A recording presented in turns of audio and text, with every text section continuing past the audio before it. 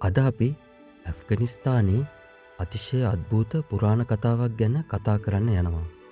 අදටත් බොහෝ ඇෆ්ගනිස්තානු ජනතාව මේ කතාව විශ්වාස කරනවා, පිළිගන්නවා.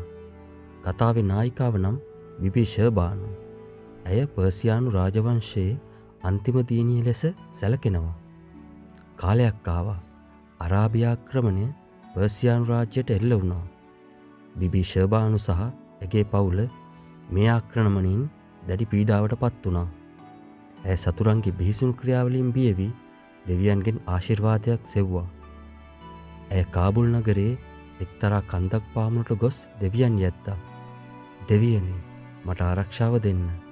මට ඔබේ ආශිර්වාදය ලබා දෙන්න. ඇය කීවා. ඒ විට අද්භූත සිද්ධියක් සිද්ධ වුණා. එම කන්ද කෙමෙන් විවෘත වුණා. බිබී ෂර්බානු ඒ ගුහාව තුළට ඇතුල් වුණා. ඒ නිසා ඇය ආරක්ෂිතව සතුරන්ගෙන් බේරුණා. ඇය අතුරුදහන් වුණා යයි කියවෙන ඒ ස්ථානයේ අදත් පවතිනවා. ජනතාව විශ්වාස කරනවා ඇය තවමත් එතන සිටිනවා කියලා. විශේෂයෙන් ගැබිණි මව්වරුන් සහ කන්‍යාවන් බිබී ෂර්බානුගේ ගුහාවට යනවා.